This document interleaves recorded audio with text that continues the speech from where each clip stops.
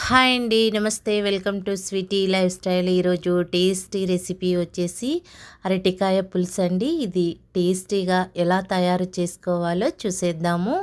ముందుగా దీనికోసం 2 పచ్చి అరటికాయలను తీసుకొని చెక్క అంతా తీసేసి ఈ విధంగా నేను చూపిస్తున్న విధంగా కట్ చేసుకొని సాల్ట్ వాటర్లో యాడ్ చేసుకోవాలండి.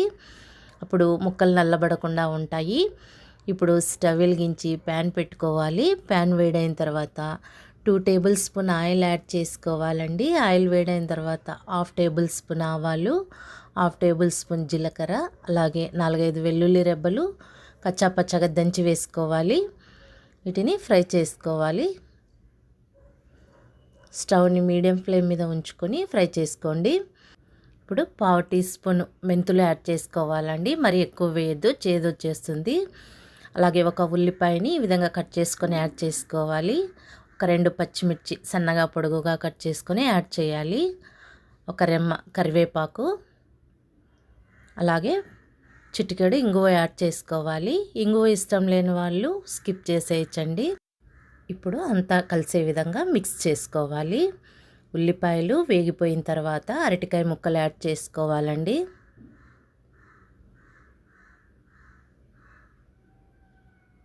ఇప్పుడు సరిపడా సాల్ట్ యాడ్ చేయాలి.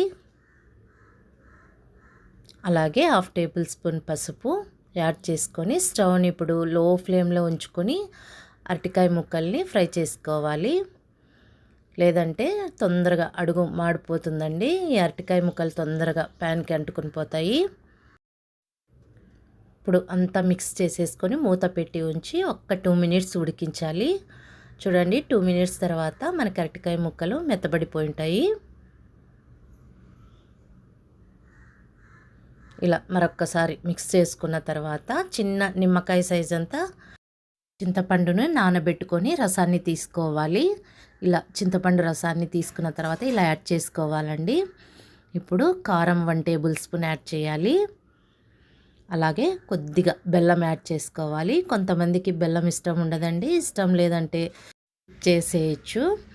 కానీ బెల్లం వేస్తే పులుసు టేస్ట్ చాలా బాగుంటుందండి. ఆ పులుపు, కారము, ఆ స్వీట్నెస్ అనేది సమంగా సరిపోతుంది. పులుసు టేస్ట్ చాలా బాగుంటుంది.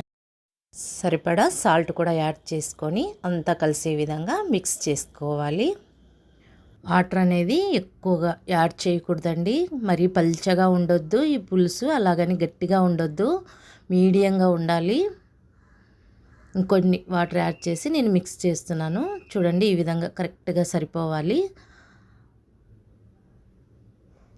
ఇప్పుడు మూత పెట్టి ఉంచి ఒక్క 2 మినిట్స్ ఉడికించామంటే మనకి పులుసు రెడీ అయిపోతుంది. చూడండి, 2 మినిట్స్ తర్వాత మనకి కరెక్ట్గా ఉడికిపోయి ఉంటుంది.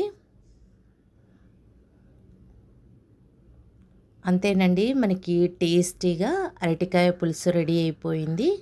మీరు కూడా నేను చెప్పిన ప్రాసెస్లో ఒకసారి ట్రై చేసి చూడండి. టేస్ట్ చాలా చాలా బాగా వస్తుందండి.